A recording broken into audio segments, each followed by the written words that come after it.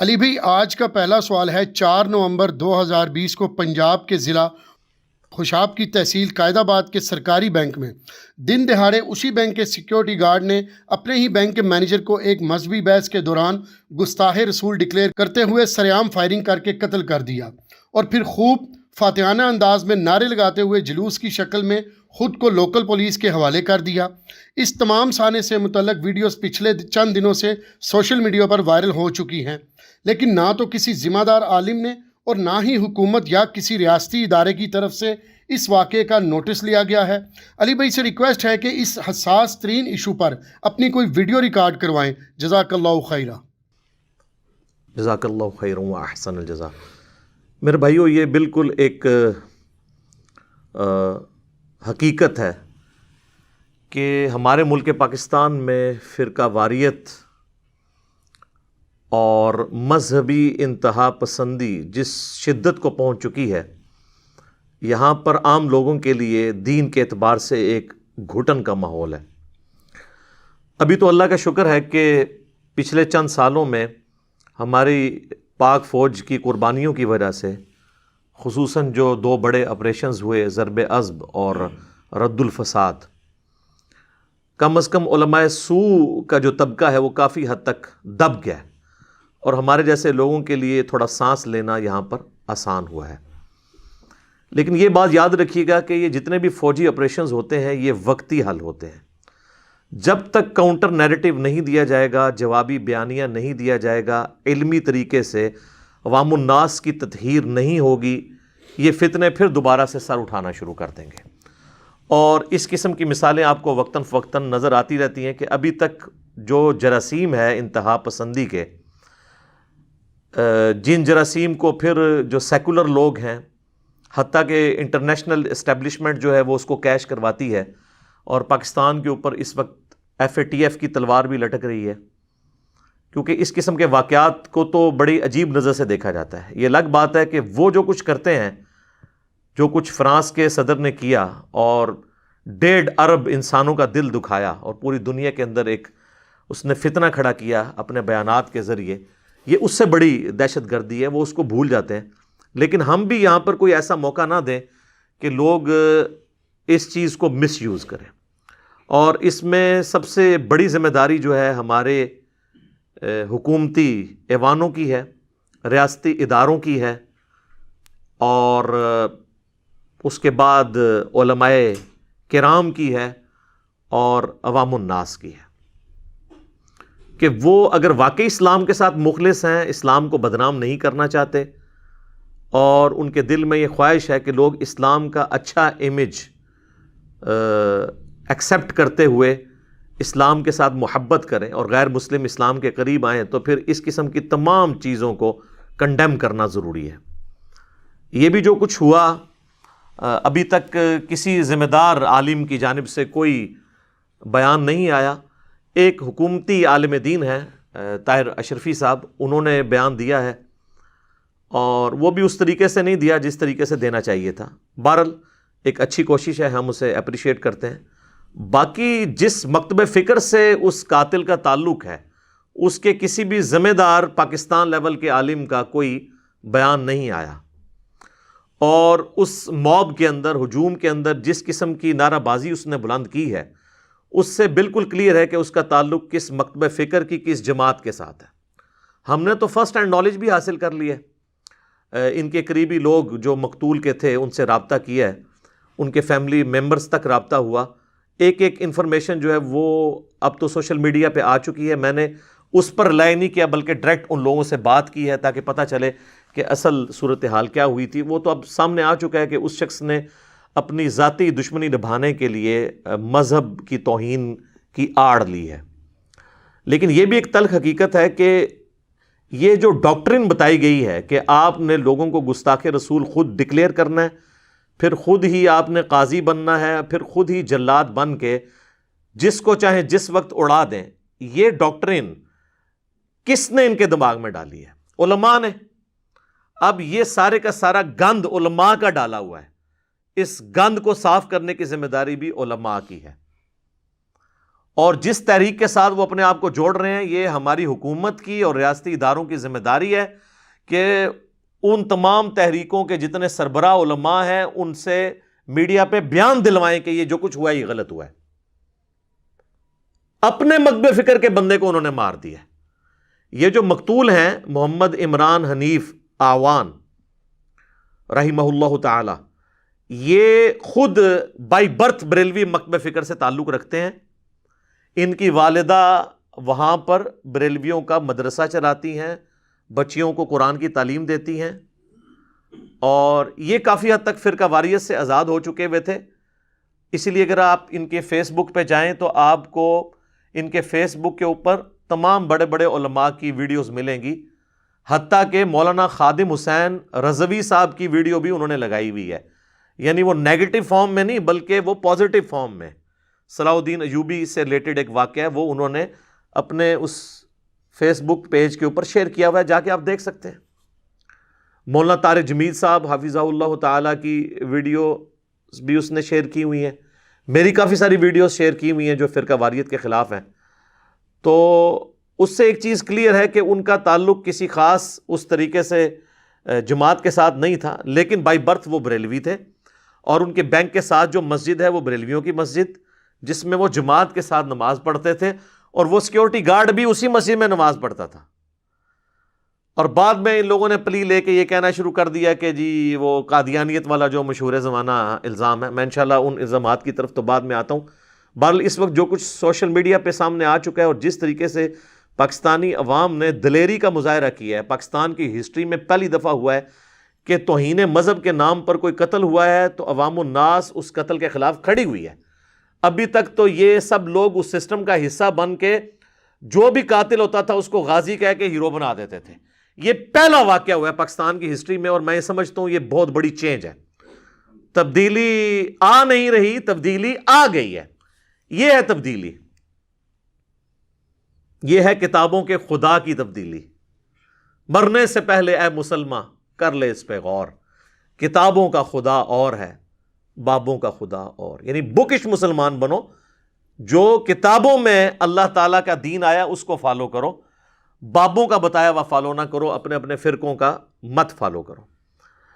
تو یہ بحیثیت مجموعی میں سمجھتا ہوں کہ ایکسٹرا جوڈیشل ایکٹیویٹیز جو ہمارے ملک میں ہو رہی ہیں اس کو کنڈیم کرنے کی ضرورت ہے، اور اس میں اس کو سنگل آؤٹ نہ کیا جائے کہ ایک مذہبی طبقے کی طرف سے کوئی ایکسٹرا جوڈیشل ایکٹیویٹی ہو تو صرف اسی کو ٹارگٹ کیا جائے، نہیں۔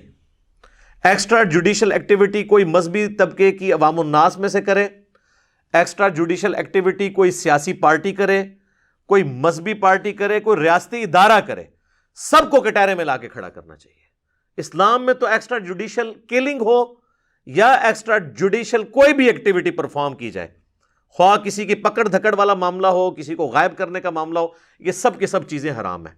اور یہ اس صورت میں آپ اسٹیبلش کر سکیں گے جب آپ یعنی حکومتی لوگ، ریاستی ادارے خود اس پر عمل کریں گے۔ جب آپ خود عمل نہیں کریں گے تو آپ عوام کو کیا درس دیں گے؟ عوام تو کہے گی کہ اسی طریقے سے ہی اپنے معاملات کو لے کے چلنا ہے جس طرح ہمارے بڑے لے کے چل رہے ہیں۔ جب تک بڑے درست نہیں ہوں گے معاملات درست نہیں ہوں گے۔ اس حوالے سے کچھ عرصہ پہلے آپ کو پتا ہے کہ پشاور میں بھی ایک ایکسٹرا جوڈیشل ایکٹیویٹی ہوئی تھی، وہ ایک گستاخ رسول کو ایک بچے نے مار دیا تھا، تو اس کے اوپر میرا ایک پورے کا پورا نیریٹو آیا تھا، وہ یوٹیوب کے اوپر ریکارڈڈ موجود ہے۔ میں آج وہ ساری باتیں ریپیٹ نہیں کرنا چاہتا۔ ہماری جوڈیشری بھی اپنی کمزوریوں پر غلبہ پائے، اس کے اندر ایسی کمزوریاں ہیں کہ بر وقت قانون حرکت میں نہیں آتا، بر وقت فیصلے نہیں ہوتے، اس وجہ سے لوگوں کا اعتماد بھی جوڈیشری سے اٹھ چکا ہے۔ ورنہ تو ظاہر ہے سب کو پتہ ہے یہ پاکستان ایک آئین کے تحت چل رہا ہے، یہ کوئی بنانا ریپبلک نہیں ہے کہ ہر شخص قانون اپنے ہاتھ میں لے لے۔ ایک 1973 کا آئین ہے، اس کے تحت حکومتی ادارے کام کر رہے ہیں، ان کی ذمہ داری ہے۔ اور پاکستان میں تو ماشاء اللہ تعالی گستاخ رسول کی جو سزا والا معاملہ ہے 295C، اس کے بعد تو کوئی گنجائش نہیں رہتی کہ کوئی شخص خود مجاہد ملت بننے کی کوشش کرے۔ ہوتا یہ ہے کہ جب اس طرح کے لوگ سامنے آتے ہیں تو ہمارے علماء ہی ان کو ہار پہنا رہے ہوتے ہیں، تو پھر جب کبھی غلط کوئی بندہ مر جائے گا تو وہ کس منہ سے آ کے اس کی مخالفت کریں گے؟ اسی وجہ سے آپ دیکھ رہے ہیں کہ کسی بھی عالم دین کی جو کسی مکتب فکر کا پائلٹ ہو، یعنی وہ ان کے جہاز کو لے کے چل رہا ہو، اس کا کوئی بیان نہیں آیا۔ یہ اپنی عوام سے خود ڈرتے ہیں، یہ کیسے بیان دے سکتے ہیں؟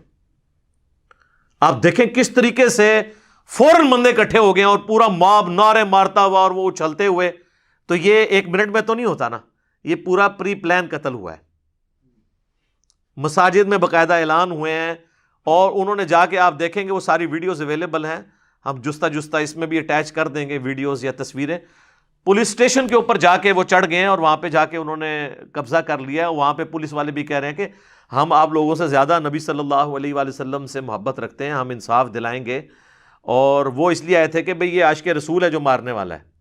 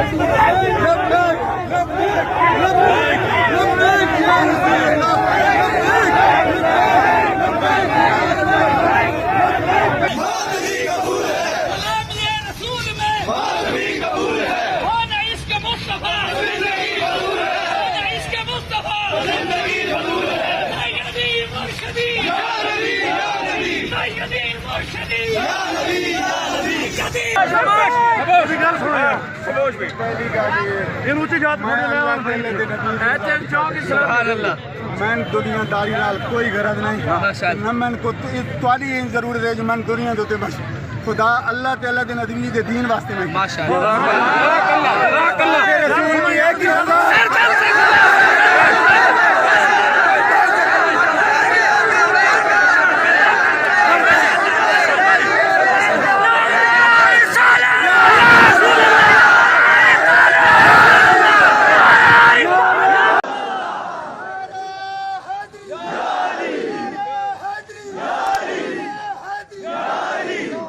وہ اللہ دے نبی نہیں منیدا. صحیح ہے. کیا آخدا وہ الفاظ کے ہیں؟ وہ دے الفاظ ہیں کہ نبیاں دے پاس کچھ نہیں، وہ بیچارے تساں فرق پڑھو سنتا نہ، یعنی کہ فرض پڑھو صرف سنتا نال کوئی تعلق نہیں. بہرحال ایک عالم دین کو میں داد دوں گا، اظہار الحسن صاحب کو حفظہ اللہ تعالی.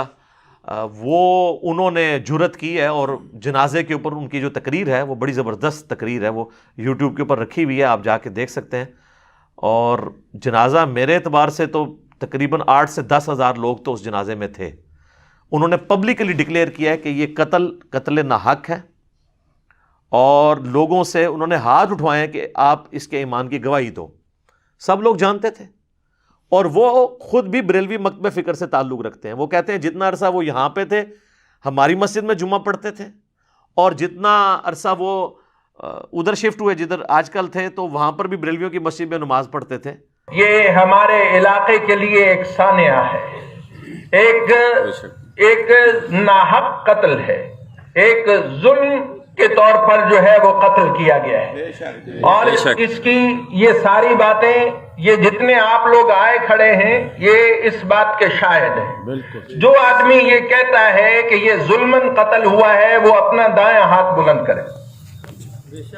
یہ آپ دیکھ لیجئے، میڈیا والا اگر کوئی ہے اور کوئی اداروں والے کوئی یہاں پہ موجود ہیں، کوئی آدمی ایسا نہیں جس کا ہاتھ نیچے ہو، سب کے ہاتھ بلند ہے کہ یہ ظلمن قتل ہوا ہے. جزاکم اللہ، جزاکم اللہ.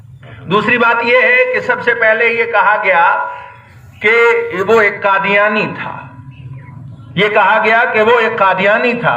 میں یہ گواہی دیتا ہوں کہ میری اپنی مسجد میں ادھر کئی مرتبہ اس نے نماز جمعہ ادا کی ہے. کل بھی میرے بہت سارے نمازیوں نے کہا کہ جب اس کی اپائنٹمنٹ یہاں پہ تھی تو اس وقت وہ جمعہ اس مسجد میں پڑھتا تھا. آپ میں سے بھی بہت سارے لوگ اس کے گواہ ہوں گے. اور اسی طرح قائد آباد میں اب وہ تھا تو وہاں پہ جس مسجد میں نماز پڑھا کرتا تھا وہاں کے مولانا صاحب نے بھی کہا ہے کہ وہ نماز جمعہ یہاں پہ ادا کیا کرتا تھا.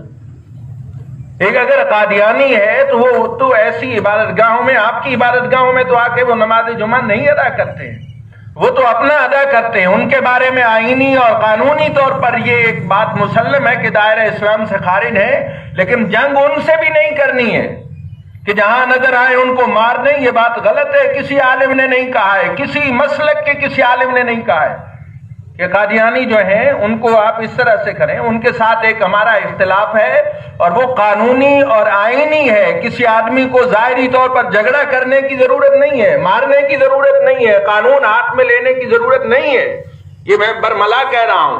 اور اس کے ساتھ ساتھ یہ ہے کہ جب یہ معاملہ ہو گیا اور سارا ارد گرد میں لوگ اکٹھے ہو گئے، لوگوں نے تو یہ سمجھا کہ وہ ہو سکتا ہے ایسا ہی ہو، اس نے حضور صلی اللہ علیہ وسلم کی کوئی گستاخی کی ہو، اور لوگ وہاں پہ جو جمع ہو گئے اور وہاں پہ آ گئے، اور پھر انہوں نے سمجھا کہ یہ تو جس طرح غازی علم الدین شہید نے کوئی کام کیا تھا ایسا کام ہوا ہے، لوگوں نے ہاتھ چومنے شروع کر دیے اور نعرے بازی اور یہ ہوا۔ اب ان لوگوں کو معلوم ہو جانا چاہیے کہ یہ ایسا معاملہ نہیں تھا۔ آپ اپنے ہاتھ اٹھا کے بلند کر کے بتا دیجیے کہ یہ قتل ناحق ہے، یہ دیکھ لیجیے یہ قتل ناحق ہے، یہ قتل ہے، سراسر قتل ہے۔ اس لیے جزاکم اللہ، اپنے ہاتھوں کو نیچے دیکھیں، اپنی صف کو دیکھ لیں، وہاں سے لے کر یہاں تک یہ بھرا ہوا ہے، یہ سارے ہاتھ اٹھا کے گواہی دیتے ہیں کہ وہ ایمان والا تھا، وہ کوئی قادیانی نہیں تھا، اور ان کے ہاتھ ان کے گھر میں ان کی اماں جان قرآن کریم کی تعلیم دیتی ہیں۔ اشہد ان لا الہ الا اللہ، اشہد ان لا الہ الا اللہ، اشہد ان لا الہ الا اللہ۔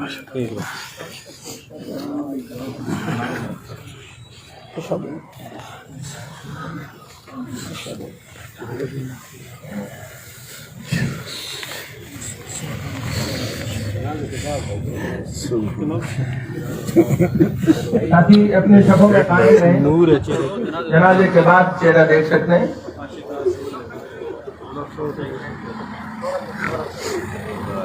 پہلے تو اس حقیقت کا علم نہیں ہوا، غلط فہمی میں لوگ جمع ہو گئے اور اس طرح سے خبر جو ہے وہ آگے پھیلنے لگ گئی۔ جو ہی لوگوں کو جیسے جیسے علم ہوتا گیا ویسے ویسے یہ دیکھیں ابھی تک لوگ آ رہے ہیں، بازار سے آ رہے ہیں، یہ اس محبت کی وجہ سے آ رہے ہیں، یہ اس کے ناحق ہونے کی دلیل ہے کہ یہ قتل ناحق کیا گیا ہے، اور اس کی وجہ سے لوگ اس کی حمایت میں آ رہے ہیں اور اس جنازے میں شرکت کرنا چاہتے ہیں اور اس کی وجہ سے اجر حاصل کرنا چاہتے ہیں۔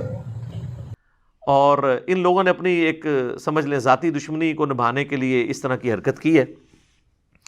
اب میں آپ کو بتاتا ہوں کہ اس نے بیسیکلی جو 2 الزامات خود سیکیورٹی گارڈ نے اپنی ویڈیو میں لگائے ہیں، اور ایک تیسرا تو ویسے سوشل میڈیا پہ گھوم رہا ہے، اور وہ چونکہ اس فرقے کے اوپر زد پڑ رہی تھی، اس فرقے کے لوگوں نے نا ہمیشہ کی طرح جو ایکسپلائٹ کرتے ہیں نا کہ جی جس کے اوپر بھی چاہے نا فوراً سے پہلے نا وہ الزام لگا دیا جائے کہ جی یہ نعوذ باللہ غلام محمد قادیانی دجال کا ماننے والا ہے۔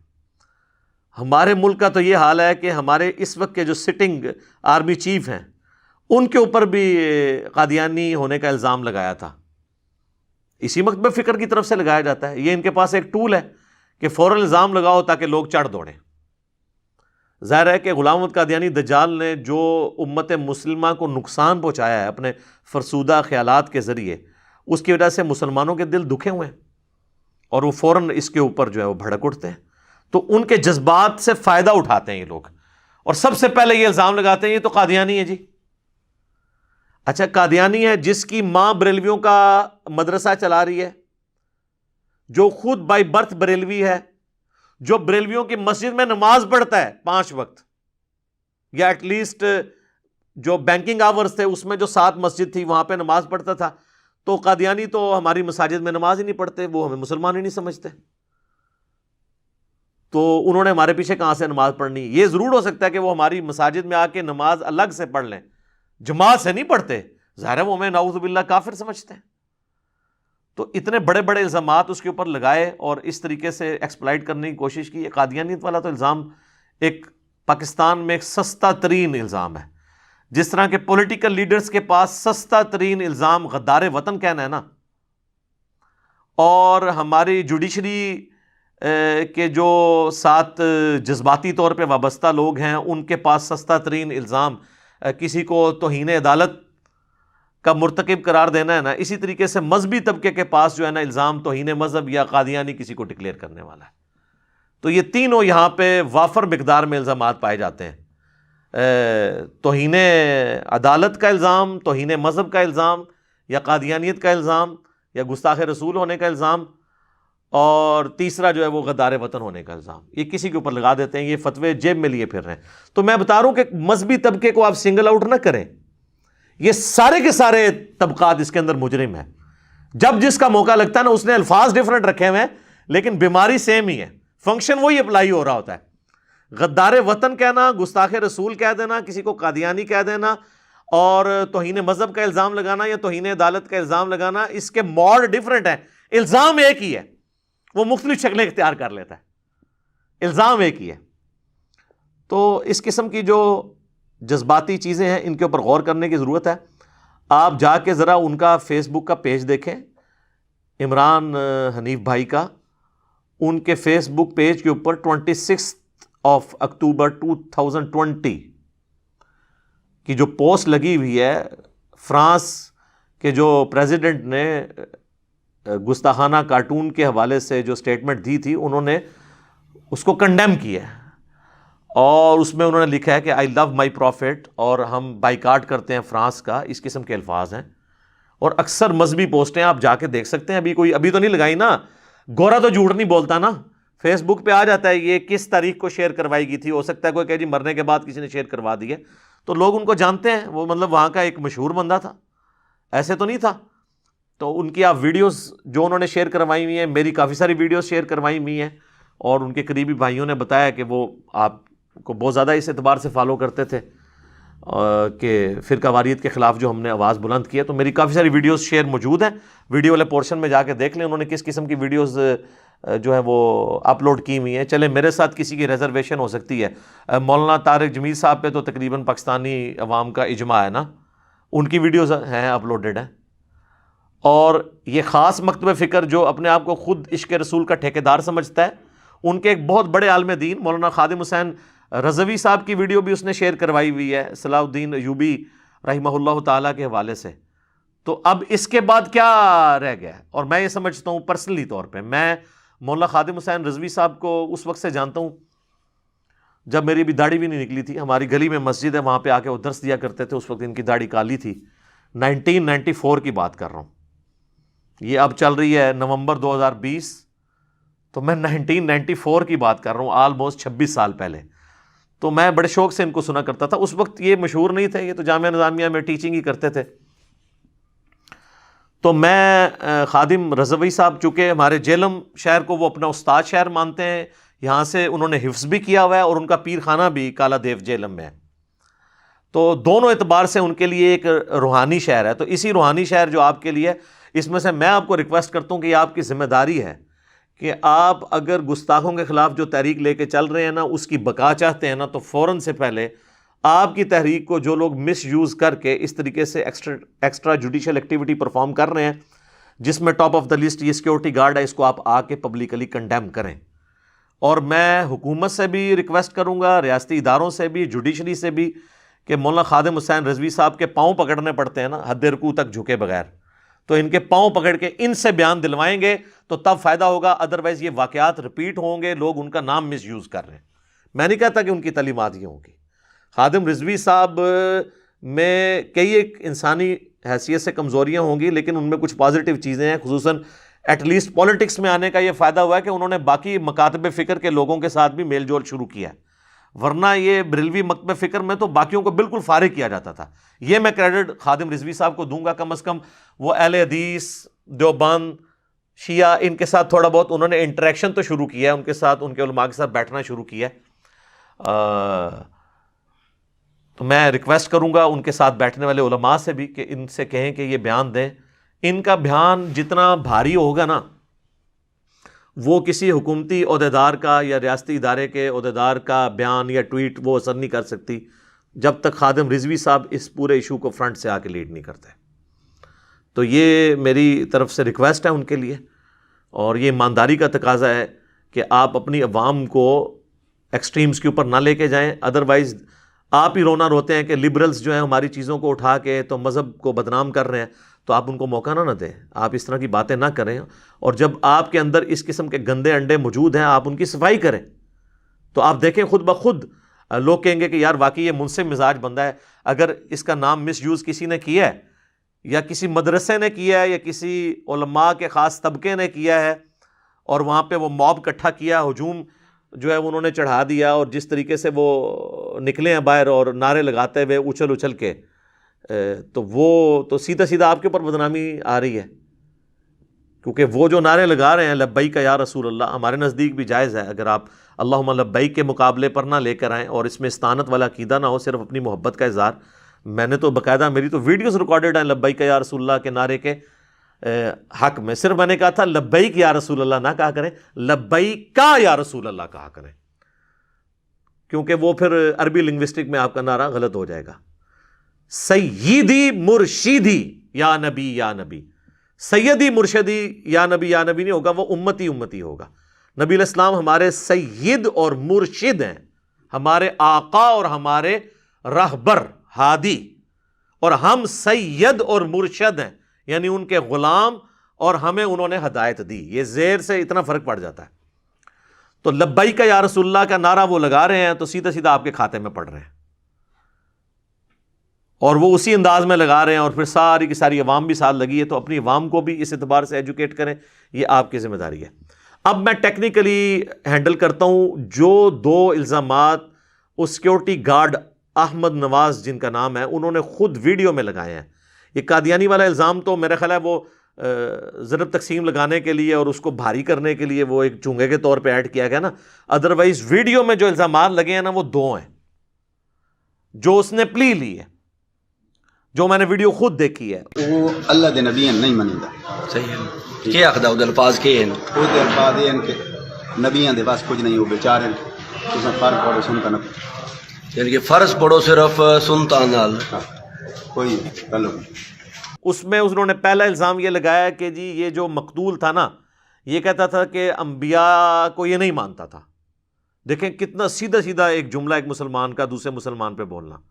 پھر وہ سوال کرنے والے نے پوچھا جی کیا مطلب ہے اس کا, وہ پنجابی میں ہے, وہ میں اس کی اردو ٹرانسلیشن کر رہا ہوں, کہ انبیاء کو نہیں مانتا. تو پھر اس نے کلیریفائی کیا جی یعنی وہ وہی جو ہم کہتے ہیں کہ انبیاء کو ویسے مانو جس طرح کہ یہ فرقہ مانتا ہے, یا صحابہ کو ویسے مانو جس طرح کہ دیوبندی مانتے ہیں, یا اہل بیت کو ویسا مانو جیسا کہ شیعہ مانتے ہیں, اور توحید کو ویسا مانو جس طرح کہ اہل حدیث مانتے ہیں, تو تب تمہاری یہ چیزیں ایکسیپٹیبل ہوں گی, ورنہ نہیں. عشق رسول بریلویوں والا مانو گے تو وہ ایکسیپٹیبل ہوگا, ادروائز گستاخی ہوگا. دیوبندیوں نے جو صحابہ کے بارے میں ایکسٹریم عقیدہ رکھ دیے, جب تک وہ نہیں آپ رکھو گے وہ نہیں مانیں گے آپ کو عاشق صحابہ. اور شیعہ نے جو اہل بیت کی شان میں غلوف کیا, جب تک ویسے نہیں مانو گے اہل بیت کو وہ آپ کو ناسبی کہہ دیں گے. اور اہل حدیث نے بھی جو توحید کی جس طرح کی ڈیفینیشن بنائی ہے, اور پھر بدعات کے اوپر جو جس طریقے سے انہوں نے ہنگامہ کھڑا کیا ہے, جب تک وہ بات نہیں مانو گے وہ آپ کو مسلمان اور مواحد ماننے کے لیے تیار نہیں ہے. سارے ایکسٹریم کے اوپر ہیں, سب نے اپنی اپنی وہ چیزیں مانی ہوئی ہیں جو قرآن میں ہے نا. سورۃ الفرقان میں, سورۃ المومنون میں, فتقطعوا امرهم بینہم زبرا کل حزب بما لدیہم فرحون. انبیاء کے جانے کے بعد ان کے فالوورز نے دین کو ٹکڑے ٹکڑے کر دیا, اور ہر گروہ اس کے اوپر خوش ہے جو اس کے پاس ہے. بریلوی خوش ہے جی ہمارے پاس عشق رسول ہے, دیوبندی کہتے ہیں ہمارے پاس عظمت صحابہ ہے, اہل تشیع کہتے ہیں جی ہمارے پاس جو ہے وہ محبت اہل بیت ہے, اور اہل حدیث کہتے ہیں جی باقی ساری چیزیں تو چھوٹی ہیں, ہمارے پاس توحید ہے. بس ٹھیک ہے, کل حزب بما لدیہم فرحون. تو وہ احمد نواز نے اپنی ویڈیو کے اندر خود کہا ہے کہ جی یہ انبیاء کو نہیں مانتا. جب پوچھا گیا تو اس کا مطلب کیا ہے, تو وہ کہنے لگا جی اس کا مطلب یہ ہے کہ وہ کہتا ہے کہ جی انبیاء کے تو اختیار میں کوئی چیز نہیں ہوتی ہے. ٹھیک ہے نا جی, اور وہ اس کو اپنے طرف سے ایلبریٹ کر رہا ہے کہ جی مجھے بتائیں کون مسلمان ہے جو یہ کہے گا کہ بھئی نبی جو ہے وہ فضول ہوتے ہیں نعوذ باللہ, یا نبیوں کی کوئی حیثیت نہیں. وہ کہہ رہے ہیں نبیوں کی کوئی حیثیت نہیں ہے. یہ کون کہتا ہے؟ وہ تو کافر ہوگا پکا جو یہ کہے گا. لیکن اگر آپ اس کانٹیکسٹ میں بات کر رہے ہیں کہ اللہ تعالیٰ کے بغیر انبیاء کی کوئی حیثیت نہیں ہے, تو یہ اگر کسی کا عقیدہ نہیں ہے تو وہ خود کافر ہے. دین کا پورا مقدمہ اس پہ کھڑا ہے کہ انبیاء کو جو علم غیب دیا گیا ہے اللہ کی طرف سے, جتنا دیا گیا جیسا دیا گیا, وہ ان کا ذاتی نہیں ہے, اللہ کے بتانے پر ہے. انبیاء کی شانیں اللہ کے بنانے پر ہیں. ٹھیک ہے جی. انبیاء کرام علیہ السلام کو جو فضائل ملے وہ اللہ کی وجہ سے ہیں, ان کی زندگی اللہ کی وجہ سے ہے, سب کچھ اللہ کی وجہ سے ہے. وہ خود تو کچھ نہیں ہے. اللہ کو بیچ میں نکال دیں گے تو پھر کون رہ جائے گا؟ تو اب اس مسئلے کو میں ٹیکنیکلی ہینڈل کروں گا انشاءاللہ تعالیٰ قرآن و سنت کے دلائل کی روشنی میں. اور دوسرا الزام انہوں نے لگایا کہ جی یہ کہتا تھا کہ جی وہ صرف فرض پڑھ لو، سنت پڑھنے کی ضرورت نہیں ہے، یہ سنت نہیں پڑھنی چاہیے. یہ تو کوئی نہیں کہتا سنت نہیں پڑھنی چاہیے، البتہ جہاں تک یہ معاملہ ہے کہ سنت جو ہے وہ فرض کی طرح ضروری نہیں ہے، یہ ایک نفلی عبادت ہے، تو یہ تو مقدمہ بالکل ٹھیک ہے. یہ تو بخاری مسلم سے سپورٹڈ ہے، میرے کئی ایک ویڈیوز کلپ اس کے اوپر ریکارڈڈ موجود ہیں. اور پھر جب ڈیپ کیا تو پتہ چلا کہ جی وہ نماز کے لیے جاتے تھے یہ سیکورٹی گارڈ صاحب، تو وہاں نفلیں ہی پڑھتے رہتے تھے. تو اس نے کہا کہ بھائی ادھر آ کے پڑھ لیا کرو اگر پڑھ نہیں ہے تم نے، ادروائز تو فرض بھی کافی ہیں. تو اب مجھے بتائیں اگر سپوز اس بات سے کسی کو علمی اختلاف بھی ہو تو کیا یہ توہین مذہب ہے؟ توہین مذہب تو تب ہے اگر کوئی کہے کہ سنت پڑھنا گناہ ہے، جو کہہ رہا ہے ضروری نہیں ہے. دوسرا میں سیکورٹی گارڈ صاحب سے پوچھوں گا کہ بھائی صاحب داڑھی فرض نہیں ہے اسلام میں؟ کیا آپ نے تو داڑھی کو نہیں رکھی ہوئی؟ تو آپ بھی توہین مذہب کا الزام لگا دیں. نعرہ مارنے پہ آپ لوگ شیر ہیں. ٹھیک ہے جی، تو پھر بات کہیں اور تک نکل جائے گی، میں پرسنل لیول پہ اترنا نہیں چاہتا. یہ دو مین الزامات تھے جو انہوں نے ویڈیو میں لگائے ہیں. وہ اللہ دے نبی نہیں منی دا صحیح ہے.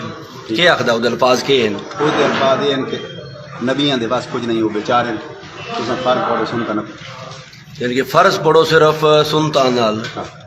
کوئی گل نہیں. میں ون بائی ون دونوں کو بریف کروں گا. پہلا الزام چونکہ ایک تگڑا الزام ہے اور ظاہر ہے کہ یہ اگر الزام وہ لگاتے ہیں تو پھر ظاہر ہے کہ اس الزام کی وجہ سے تو باقی لوگ ان کو سپورٹ کریں گے کہ جی واقعی یہ تو جو کہہ رہے ہیں انبیاء کی تو کوئی حیثیت نہیں، نعوذ باللہ. اور میں آپ کو بتاؤں جو میں نے تعویل کی ہے نا کہ اللہ کے بغیر انبیاء کی کوئی حیثیت نہیں ہے، یہ بریلوی دیوبندی اہل حدیث شیعہ سب کا متفقہ عقیدہ ہے. لیکن یہ کتابوں میں انہوں نے یہ لکھا ہوا ہے، پبلک کو یہ پٹی پڑھائی ہے کہ جو یہ بات کرے گا نا کہ نبیوں کے اختیار میں کوئی چیز نہیں ہے وہ گستاخ رسول ہوگا جب تک مختار کل نہ مان لے. لہٰذا یہ میں بتاؤں بریلوی عوام کو جو ان کے علماء نے پٹیاں پڑھائی ہیں نا، اس ڈاکٹرن میں واقعی وہ جو سیکورٹی گارڈ کا موقف ہے نا فرقہ بریلویہ کے تحت وہ گستاخی ہی بنتا ہے، کیونکہ انہوں نے یہی پٹی پڑھائی ہوئی ہے. نعوذ باللہ وہ غیر محسوس طریقے سے نبی علیہ السلام کو ایک پیرلل میں گاڈ مانتے ہیں اور صرف فرق کرتے ہیں جی وہ ذاتی اور عطائی کا فرق ہے اور خالق اور مخلوق کا. اس کے بعد سب چیزیں وہ کہتے ہیں جی برابر. علم کی بات کریں وہ کہتے ہیں جی دیکھیں جی ہم تو مانتے ہیں اللہ کا ذاتی ہے، نبی کا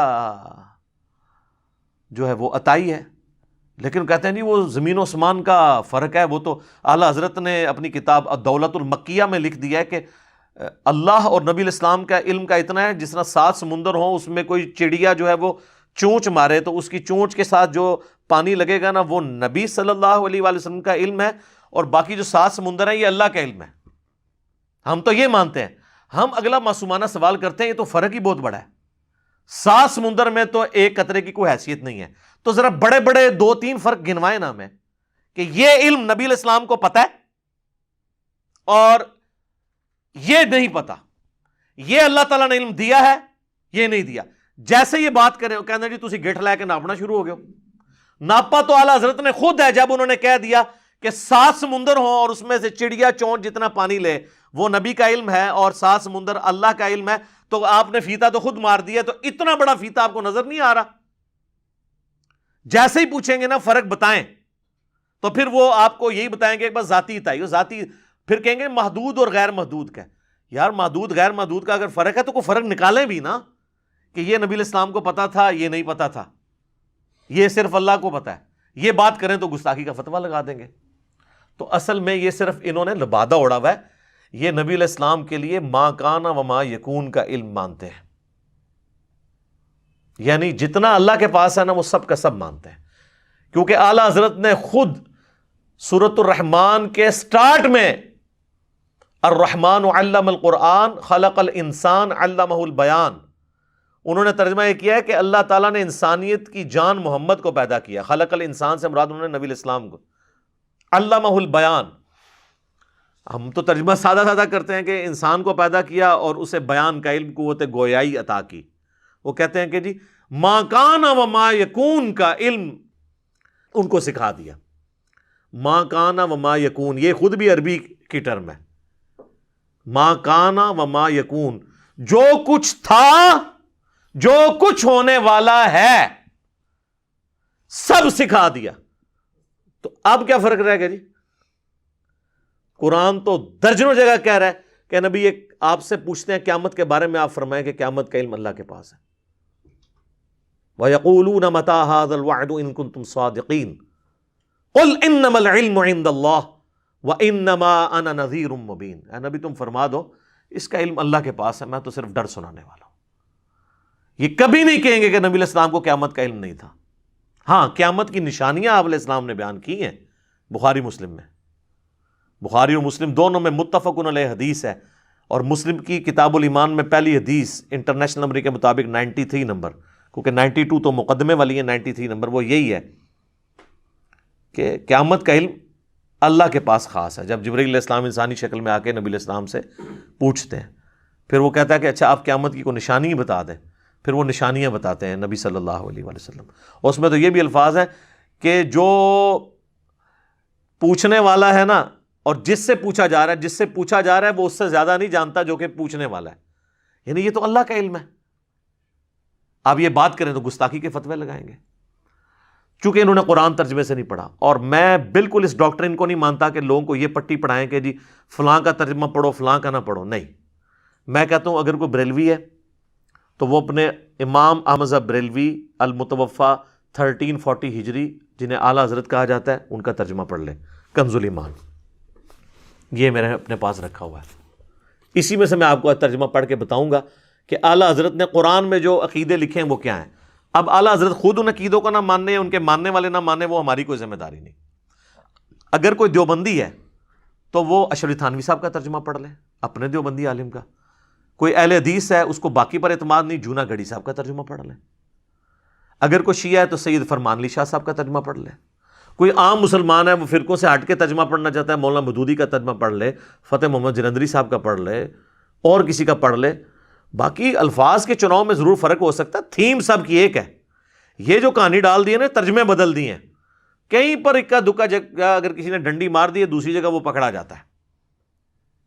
باقی الفاظ کا چناؤ تو آپ جناب 10 صحابہ کو بھی انگریزی یا اردو سکھا دیں نا، اور ان کے کہیں کہ اس کو ذرا آپ ترجمہ کرو عربی کو انگریزی میں، 100% تو وہ بھی سیم نہیں کریں گے۔ الفاظ کا چناؤ ڈیفرنٹ ہوگا، مفہوم ایک ہوگا۔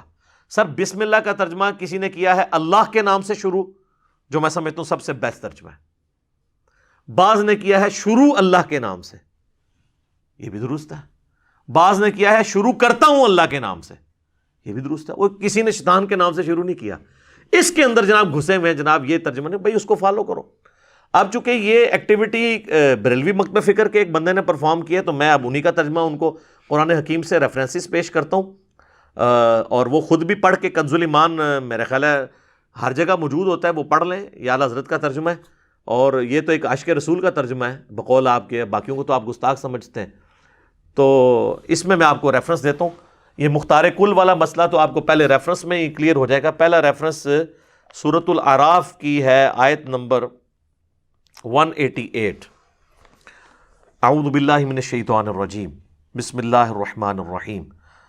قل لا املک لنفسی نفعا ولا ضرا، تم فرماؤ میں اپنی جان کے بھلے برے کا خود مختار نہیں۔ یہ دے مختار کل کہتے ہیں نا، تو اعلیٰ حضرت خود ترجمہ یہ کر رہے ہیں۔ یہ میں اعلیٰ حضرت کا ترجمہ پڑھ رہا ہوں، مجھے ان کا ترجمہ پڑھنے کی ضرورت نہیں ہے، مجھے عربی آتی ہے، میں اس کو فی البدی کر سکتا ہوں، لیکن آپ کے ذہن سے ایک وہم نکالنے کے لیے۔ الا ما شاء اللہ، ہاں مگر جو اللہ چاہے، یعنی جو اللہ چاہے گا نا وہی ہوگا۔ میں اپنی جان کا مختار کل نہیں ہوں، تو کسی کا کیا؟ بات ہی ختم، ابھی بات ختم نہیں ہوئی۔ وَلَوْ كُنْتُ أَعْلَمُ الْغَيْبِ، اگر میں غیب جان لیا کرتا، لَاسْتَكْثَرْتُ مِنَ الْخَيْرِ، یوں تو میں بہت سی بھلائی جمع کر لیتا۔ ظاہر ہے کوئی بھی شخص اگر مستقبل میں ہونے والے واقعے کو پریڈکٹ کر لے تو وہ تو اپنے لیے بھلائیاں جمع کر سکتا ہے، وہ ان چیزوں کا اس کو خطرے کا پتہ چل جائے گا، وہ اس سے بچ جائے گا۔ کسی کا کاروبار ڈوبنے لگا تو وہ اس سے بچ جائے گا، فوراً اچھا ڈیسیژن لے لے گا کوئی ایسا۔ وَمَا مَسَّنِيَ السُّوءُ، اور مجھے کوئی برائی نہ پہنچتی۔ اگر میں غیب خود جان لیتا تو کبھی میرے پہ تکلیف نہ آتی، ظاہر ہے اگر آپ کو پتہ چل جائے کہ ابھی آپ یہاں سے روڈ کراس کریں گے اتنے بجے تو ایک ٹرک آپ کو کچل دے گا، تو آپ تھوڑے دیر بات کر لیں گے، بلکہ پورا دن ادھر بیٹھے رہیں گے، اگلے دن جائیں گے۔ تو وہی بات ہے کہ اگر مجھے پتا ہو تو مجھے کوئی برائی نہ پہنچتی۔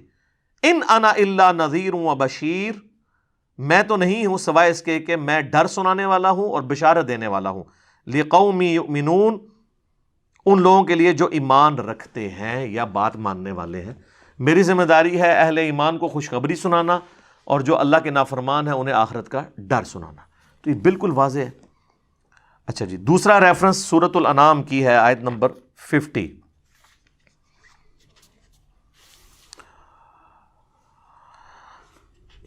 یہ ہے جناب، قُل لَا أَقُولُ لَكُمْ عِنْدِي خَزَائِنُ اللَّهِ، تم فرما دو میں تم سے نہیں کہتا کہ میرے پاس اللہ کے خزانے ہیں، وَلَا أَعْلَمُ الْغَيْبِ، اور نہ یہ کہوں کہ میں آپ غیب جان لیتا ہوں، وَلَا أَقُولُ لَكُمْ إِنِّي مَلَكٌ، اور نہ میں تم سے یہ کہتا ہوں کہ میں کوئی فرشتہ ہوں، یعنی میں نورانی مخلوق نہیں ہوں، میں فرشتہ نہیں ہوں، انسان ہوں۔ ان اتبع الا ما یوحى الیہ، میں تو اسی کا تابع ہوں جو مجھے وحی آتی ہے۔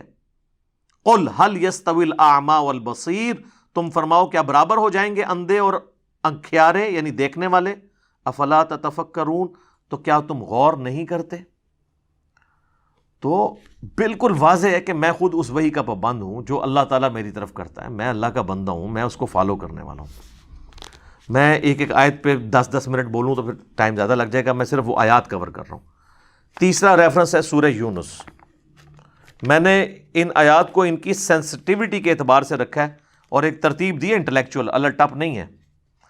وَإِذَا تُتْلَى عَلَيْهِمْ آيَاتُنَا بَيِّنَاتٍ، اور جب ان پر ہماری روشن آیات پڑھی جاتی ہیں، قَالَ الَّذِينَ لَا يَرْجُونَ لِقَاءَ نَأْتِ بِقُرْآنٍ غَيْرٍ، تو وہ کہنے لگتے ہیں جنہیں ہم سے ملنے کی امید نہیں، یعنی کافر، کہ اس کے سوا اور قرآن لے آئیے، غیر ھذا، اس قرآن کو چھوڑ کر، او بدلہ، یا اس قرآن کو بدل دیں، کیونکہ قرآن تو بہت سخت فتوے لگاتا ہے، کوئی میٹھی میٹھی باتیں لے کے آئے تو بڑی کڑوی باتیں ہیں۔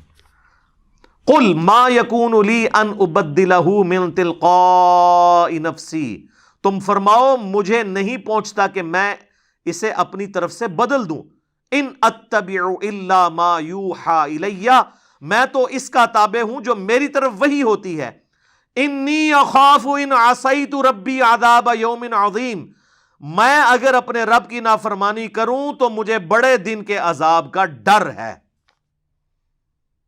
یعنی تم یہ فرما دو کہ اگر میں نے بھی اللہ کی نافرمانی کی، میں بھی، یہ بالفرض ہے، سمجھانے کے لیے، یہ نہیں ہے نعوذ باللہ کہ نبی علیہ السلام کو نافرمانی کریں گے، یہ سمجھانے کے لیے۔ لیکن اعلیٰ حضرت نے دیکھے ترجمہ بڑا ایمانداری کے ساتھ کیا ہے۔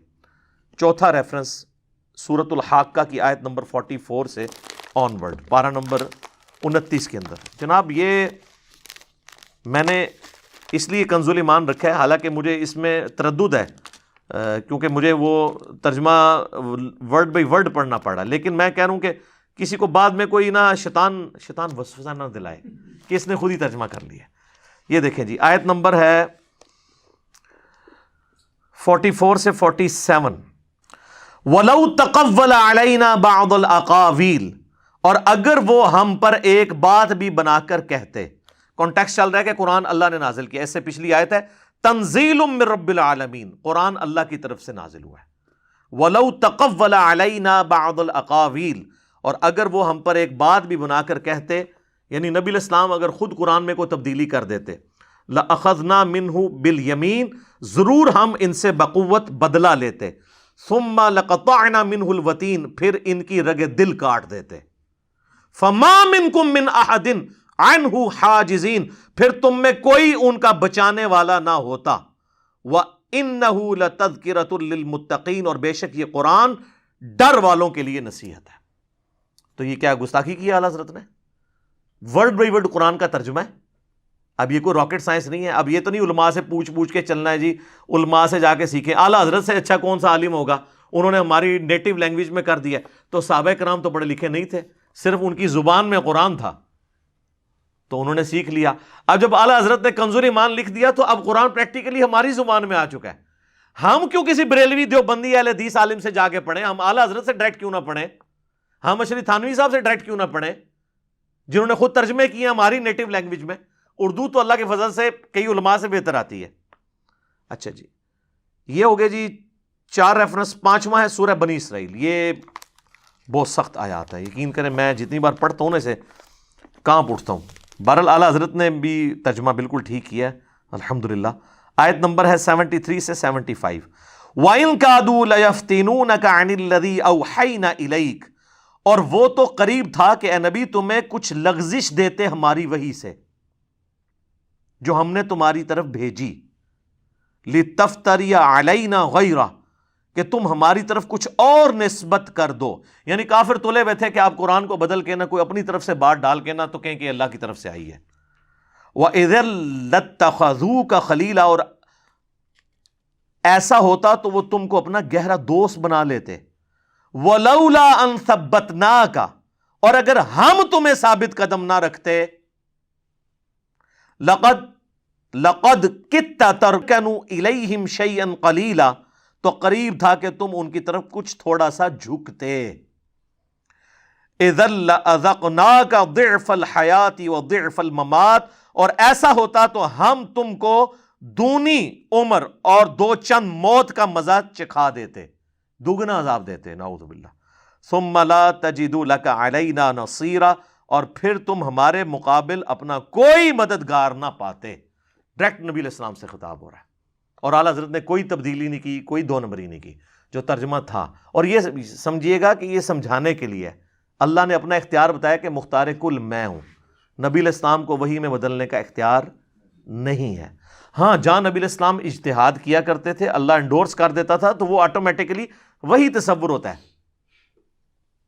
اور جہاں پر اللہ تعالیٰ نے ٹوک دیا، جیسا کہ اللہ تعالیٰ نے غزوہ بدر کے قیدیوں کے معاملے میں سورۃ الانفال آپ پڑھ کے دیکھ لیں 67 نمبر آنورڈ آیات، اللہ تعالیٰ نے اس معاملے میں گرفت فرمائی. اور کئی ایک واقعات ہیں. تو عصمت انبیاء کو ہم مانتے ہیں، لیکن عصمت انبیاء جس طریقے سے قرآن و سنت میں آئی ہے وہ ڈیفرنٹ ہے. اس کے لیے آپ میرے یوٹیوب پہ کلپ ہے عصمت انبیاء کا عقیدہ، انبیاء گناہ نہیں کرتے، یہ یوٹیوب پہ لکھیں تو انشاءاللہ کلپ کھل کے آپ کے سامنے آ جائے گا. 6 ریفرنس ہے سورۃ النحل آیت نمبر 36. وَلَقَدْ بَعَثْنَا فِي كُلِّ أُمَّةٍ رَسُولًا أَنِ اعْبُدُوا اللَّهَ وَاجْتَنِبُوا الطَّاغُوتَ، اور بے شک ہم نے ہر امت کی طرف کوئی نہ کوئی رسول بھیجا ایک ہی بنیادی دعوت کے ساتھ کہ عبادت اللہ کی کرنی ہے اور طاغوت کی نفی کرنی ہے. اب یہ کوئی کریٹیکل بات نہیں تھی، اس لیے میں نے وہ ورڈ بائی ورڈ ترجمہ نہیں پڑھا اعلیٰ حضرت کا، اس میں تو کوئی ان کو مسئلہ نہیں ہوگا. جہاں پر ضرورت ہے میں وہاں ضرور پڑھوں گا. 7واں ریفرنس، یعنی انبیاء کی بعثت کا مقصد بتا دیا گیا کہ انبیاء اپنے آپ کو منوانے نہیں آئے ہوتے، اللہ کو منوانے آتے ہیں. ہاں انبیاء کے ذریعے اللہ کو مانا جاتا ہے، اللہ کی خوشنودی اس میں ہے. جو نبیوں کا دامن کرم چھوڑ کر اللہ تک پہنچے گا وہ گمراہی تک پہنچے گا. نبی علیہ السلام اللہ اور مخلوق کے درمیان وسیلہ ہیں اس اعتبار سے کہ آپ کے ذریعے اللہ تعالیٰ نے ہمیں ہدایت دی ہے. ٹھیک ہے جی. تو یہ بھی اس میں بھی 2 ایکسٹریم رویے نہیں ہونے چاہیے. سورہ آل عمران کی آیت نمبر 79 اور 80، اس میں آپ کو اللہ تعالیٰ نے مقدمہ اس طرح کھول کے بیان کیا ہے کہ اس کے بعد کسی کی عقل میں کوئی نقص رہ جائے نا تو اس کا ہی قصور ہے، ادروائز کوئی چیز چھوڑی نہیں ہے. ما کان لبشر ان یؤتیہ اللہ الکتاب والحکم والنبوہ، میں ورڈ بائی ورڈ اعلیٰ حضرت کا ترجمہ. کسی آدمی کا یہ حق نہیں ہے کہ اللہ اسے کتاب اور حکم اور پیغمبری دے. ثم یقول للناس کونوا عبادا لی من دون اللہ، پھر وہ لوگوں سے کہے کہ اللہ کو چھوڑ کر میرے بندے ہو جاؤ. یعنی کوئی نبی یہ جرت بھی نہیں کرے گا کہ کہے کہ لوگوں میرے بندے بن جاؤ. ولیکن ہاں کونوا ربانیین، وہ یہ کہے گا کہ اللہ والے بن جاؤ. بما کنتم تعلمون الکتاب، اس سبب سے کہ تم کتاب سکھاتے ہو. وبما کنتم تدرسون، اور اس سے کہ تم درس دیتے ہو. ولا یأمرکم ان تتخذوا الملائکۃ والنبیین اربابا، اور نہ تمہیں یہ حکم دے گا اللہ کہ فرشتوں اور پیغمبروں کو خدا ٹھہرا لو. ایأمرکم بالکفر بعد اذ انتم مسلمون، کیا تمہیں وہ کفر کا حکم دے گا بعد اس کے کہ تم مسلمان ہو چکے ہو؟ واضح ہو گیا. انبیاء یہ نہیں کہتے کہ تم ہمارے نام کی نسبتیں لگاؤ، وہ کہتے ہیں اللہ والے بن جاؤ. اچھا وہ اب یہ باتیں سنتے ہیں، کہتے ہیں یار باتیں تو ٹھیک ہے لیکن تو یہ وابیوں والی باتیں ہیں.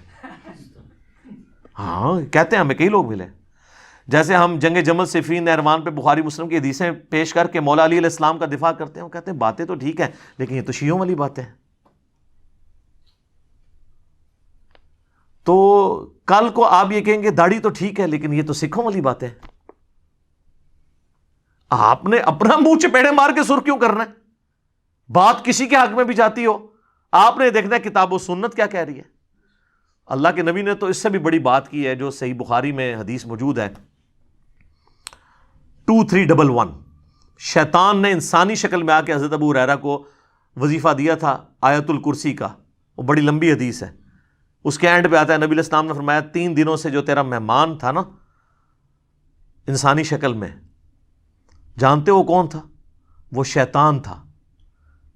اب میں ایک مختصر سا سوال کروں گا کہ غوث تو جان لیتے ہیں، اور صحابہ کرام کے گھوڑوں کے قدموں کے ٹاپوں سے جو راکھ اڑ کے ان کے گھوڑے کے نتھنے میں بیٹھے اس کو کوئی غوث نہیں پہنچتا. غوث علم غیب جان لیتا ہے، حضرت ابو ہریرہ نہیں جان سکے. اور حضرت ابو ہریرہ تو وہ ہیں جن کے بارے میں بخاری میں آتا ہے کہ میں نے نبی علیہ السلام سے 2 پیالے لیے. وہ اس کو کہتے ہیں نا ایک ظاہری علم میں ایک بات نہیں ہے، تو یہ تو لو حضرت ابو ہریرہ ہی ہیں. حالانکہ وہ نبی علیہ السلام نے آل امیہ کے ان لونڈوں کے نام بتائے تھے، وہ بھی بخاری میں آتا ہے جن کے ہاتھوں امت کی تباہی ہونے والی ہے. وہ علم لدنی نہیں تھا، چلو وہ بھی مان لو. تو حضرت ابو ہریرہ کو تو پتہ ہی نہیں چلا. جانتے ہو ابو ہریرہ کون کا؟ مجھے تو نہیں پتا. نبی علیہ السلام فرمایا وہ شیطان تھا، انسانی شکل میں آیا تھا. وہ ہے تو جھوٹا لیکن اس نے بات سچی کی ہے کہ جو آیت الکرسی پڑھ لے رات کو بسترے پہ جاتے وقت صبح تک، اللہ تعالیٰ اس کی حفاظت پہ ایک فرشتہ مامور کر دیتا ہے. ٹھیک ہے جی. تو شیطان بھی سچی بات کرے نا تو آپ نے لے لینی ہے. اگر کوئی آپ کو گورا کہے کہ سورۃ البقرہ کی آیت نمبر 279 میں لکھا ہے کہ سود کھانے والے کے خلاف اللہ اور اس کے رسول عز و جل و صلی اللہ علیہ وآلہ وسلم کی جنگ ہے، تو آپ کہیں گے نہیں تو کافر ہے، تیرے پاس تو ڈگری نہیں عالم والی، لہذا تو نے آیت بھی پیش کی، میں نے آیت بھی نہیں ماننی، تو تسی گئے ایمان تو ہی تمہاری ڈگری فارغ، اپنی ڈگری فارغ ہو جائے گی. نبی علیہ السلام تو سب کو ڈگری دے گئے ہیں. صحیح بخاری میں بلغوا عنی ولو آیہ، پہنچا دو میری طرف سے خواہ ایک آیت ہی تمہیں آتی ہو. خیر یہ ٹاپک اور طرف چلا جائے گا. اس میں پھر میں علماء کرائم یعنی مجرم علماء اور بزرگان بے دین، بزرگان دین کی بات نہیں کر رہا، بزرگان بے دین ان کی کلاس لینا شروع کر دوں گا، اس لیے اس ٹاپک کو رہنے دیں. اچھا جی، 8واں آخری ریفرنس اس ٹاپک پہ. اب چونکہ یہ قرآن سے، ویسے میں حدیثیں بے شمار مجھے یاد ہیں بخاری مسلم کی یہ مختار کل والے ایشو پہ، لیکن وہاں جانے کی ضرورت نہیں. جو مقدمہ قرآن سے کلیئر ہو رہا ہے تو وہ تو بڑی چیز ہے. 8واں ریفرنس ہے، یہ میں نے اینڈ پہ رکھا تھا تاکہ ہضم ہو جائے اتنی ساری باتیں سن کے. اب یہ آپ کو ہضم ہو جائے گا.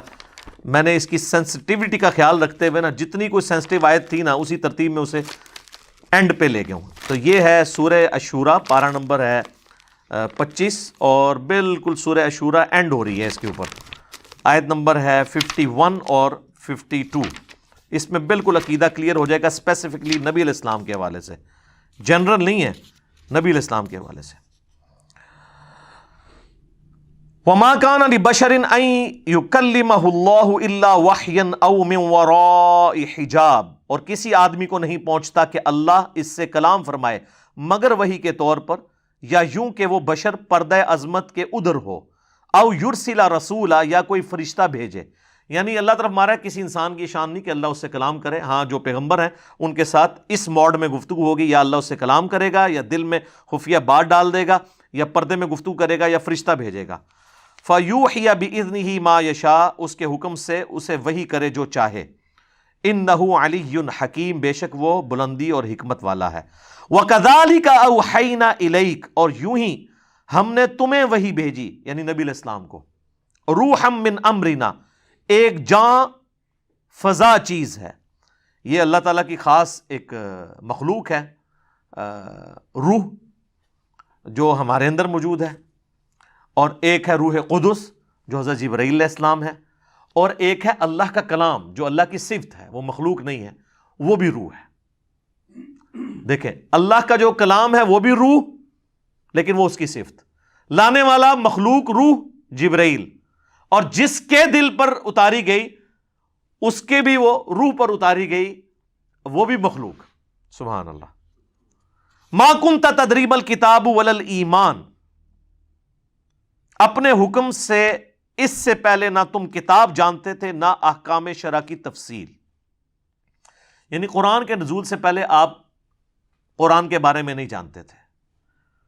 تو یہ جو میرے پاس ایک ڈاکٹر صاحب آئے، وہ کہنے لگے کہ جی آپ کا نبیوں کے بارے میں کیا عقیدہ ہے؟ میں نے کہا جی نبی پیدائشی نبی ہوتا ہے. نہیں وہ تو بعض کہتے ہیں 40 سال بعد. میں نے کہا ہاں مبعوث وہ جب اللہ چاہے گا پنگھوڑے میں مبعوث کر دے حضرت عیسیٰ علیہ السلام کو، 40 سال بعد کرے. بہرحال جب وہ مبعوث ہوگا اسی وقت اسے معلوم چلے گا. کہتے ہیں ثبوت. میں نے کہا یہ اعلیٰ حضرت کا ترجمہ، میں نے یہی مقام ان کو پڑھ کے بتایا، خاموش ہو گئے. میں نے کہا اس میں واضح الفاظ ہے کہ تم قرآن کو نہیں جانتے تھے.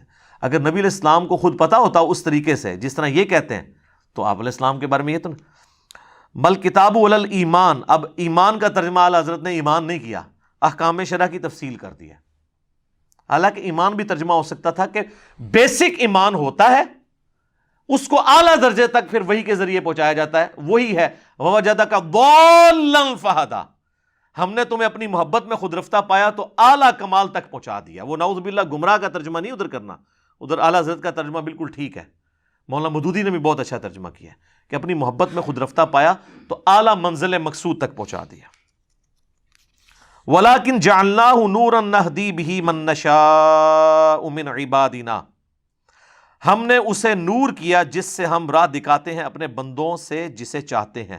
وَإِنَّكَ لَتَهْدِي إِلَىٰ صِرَاطٍ مُسْتَقِيمٍ، اور بے شک تم ضرور سیدھی راہ بتاتے ہو.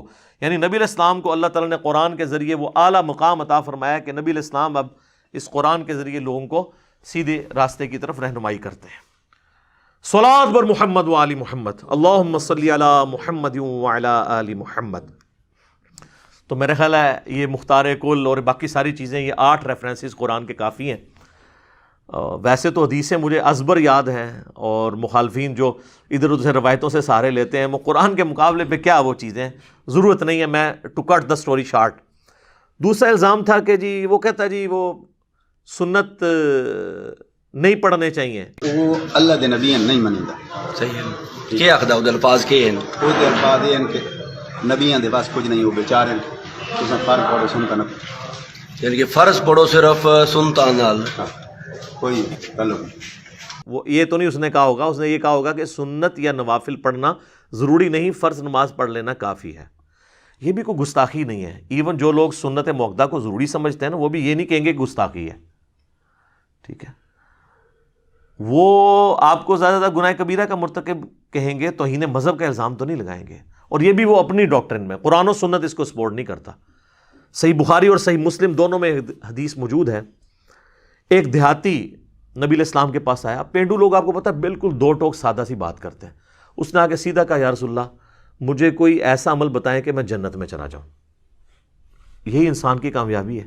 پیغمبر سے سب سے بڑی چیز یہی مانگنی چاہیے، ٹھیک ہے، اور اس کے بعد جنت میں ان کا پڑوس مانگ لینا چاہیے. اللہ تعالیٰ ہم سب کو نصیب فرمائے، آمین. تو نبی صلی اللہ علیہ وآلہ وسلم نے فرمایا کہ 5 وقت کی نماز کو قائم رکھو. یعنی پہلے آپ نے فرمایا کہ اس میں الفاظ ہیں، آپ نے فرمایا کہ اللہ کی عبادت کرو، اس کے ساتھ کسی کو شریک نہ ٹھہراؤ، تم جنت میں چلے جاؤ گے. 5 وقت کی فرض نماز کو قائم رکھو، فرض زکوٰۃ ادا کرو، اور رمضان کے فرض روزے رکھو. اس وقت تک حج فرض نہیں ہوا تھا، اس لیے آپ نے 4 چیزوں کا ذکر کیا، ورنہ وہ 5ویں چیز بھی ہے. سب کے ساتھ آپ نے فرض فرض کے لفظ بولے. تو وہ وہاں سے مڑا اور جاتے ہوئے اس نے کہا کہ نہ میں اس میں کوئی کمی کروں گا نہ زیادتی کروں گا. تو نبی علیہ السلام فرمایا اگر کسی نے کوئی جنتی شخص دیکھنا ہے تو اسے دیکھ لو.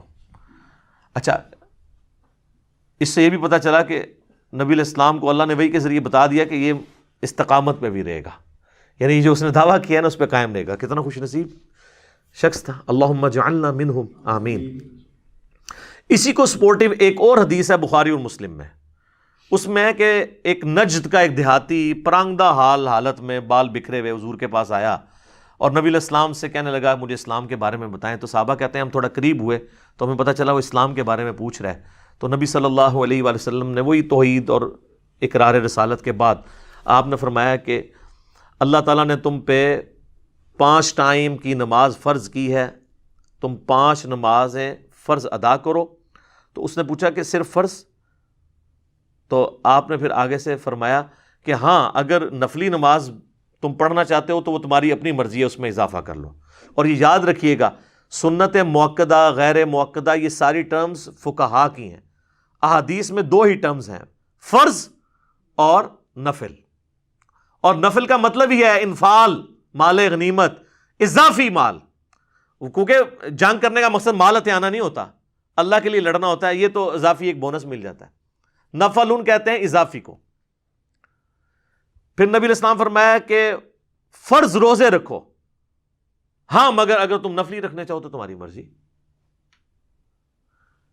اب مجھے بتائیں کتنا کوئی بیوقوف ہوگا جو یہ کہے کہ جی چونکہ صحیح مسلم میں آتا ہے کہ نبی علیہ السلام مہینے میں 3 روزے رکھتے تھے نفلی، جب تک وہ نفلی روزے نہیں کوئی رکھتا نا تو اس کے فرض روزے بھی قبول نہیں ہوں گے. بیوقوف ہی ہوگا نا. اس سے بھی سمجھنا ہے تو اگلی بات جو نبی علیہ السلام نے کہی کہ فرض زکوٰۃ ادا کرو. آج تک کسی مولوی نے کہا کہ جو نفلی صدقات نہیں کرتا نا تو اس کی فرض زکوٰۃ بھی قبول نہیں ہوتی. الٹا یہ تو آپ کو کہتے ہیں کہ جناب آپ 2.5% زکوٰۃ دے دیں، جتنا مرضی مال جوڑیں، کم چک کے رکھو، سانو بھی دیں دے رہے، بس 2.5% دے دو، باقی آپ کی مرضی ہے، جتنا مرضی جوڑیں. وہاں کیوں نہیں کہتے کہ جب تک نفل نہیں پڑھو گے، جب تک سنت صدقے نہیں کرو گے تمہارا فرض بھی قبول نہیں ہوں گے، زکوٰۃ میں نہیں ہوں گے؟ یہ کہتے ہیں. تو زکوٰۃ میں خالی فرض قبول ہو جائے، جب فرض نماز کی باری ہے تو اس میں 7 سنتوں کو ضروری بتا دیتے ہیں. علمی جواب، اینٹی وینم، الزامی جواب، پنجابی میں پھکی. تو اس نے کہا یا رسول اللہ جتنا آپ نے مجھے بتایا نہ اس میں کمی کروں گا اور نہ زیادتی کروں گا، یعنی میں نے اس سے زیادہ بھی کوئی نہیں کرنا، جتنا آپ نے بتایا فرض، کم ہی میں نہیں کروں گا. اور وہاں سے جب مڑا نا، نبی علیہ السلام فرمایا اگر یہ اپنی بات پر قائم رہا تو یہ کامیاب ہو گیا. تو کامیابی کے لیے یہی کچھ چاہیے. ہاں میں نہیں کہتا آپ نوافل نہ پڑھیں، ضرور پڑھیں، فضیلت ہے. بخاری اور مسلم دونوں میں حدیث ہے، نبی علیہ السلام 12 سنت موقدہ ہمیشہ پڑھتے تھے. 4 زور سے پہلے، 2 زور کے بعد، 2 مغرب کے بعد، 2 عشاء کے بعد، 2 فجر سے پہلے. اور صحیح مسلم میں تو ڈیٹیلڈ اوپر تلے احادیث ہیں کہ نبی علیہ السلام نے فرمایا کہ جو فرض کے علاوہ 12 رکھتے پڑھ لے، اللہ تعالیٰ جنت میں اس کے لیے محل بنائے گا. یہ نہیں کہا کہ جو نہیں پڑھے گا تو وہ جنت میں ہی نہیں جائے گا، بس یہ اضافی ہے، محل بنائے گا. کہیں ایک فضائل اور بھی اعمال کے اوپر ہے. تو اب اس کو کمپلسری بنانا یہ تو ظلم ہے. ہاں آپ وطر ہیں، وہ بھی نفلی ہے، مسند امام احمد میں ہے، سنن دارمی میں مولا علی کا قول موجود ہے، ابو داؤد ترمذی میں بھی ہے، وہ سند کمزور ہے. دارمی اور مسند احمد کی سند متصل ہے. مولا علی کہتے ہیں کہ وطر سنت ہے، سنت ہے، سنت ہے، مگر اسے مت چھوڑو. یعنی وہ کہہ رہے ہیں کہ یہ نفلی نماز ہے لیکن چھوڑو نہ، پڑھ لو، افضل ہے. وہ آپ 3 بھی پڑھ سکتے ہیں، 5 بھی، 11 تک، 13 تک ہیں، 1 بھی پڑھ سکتے ہیں.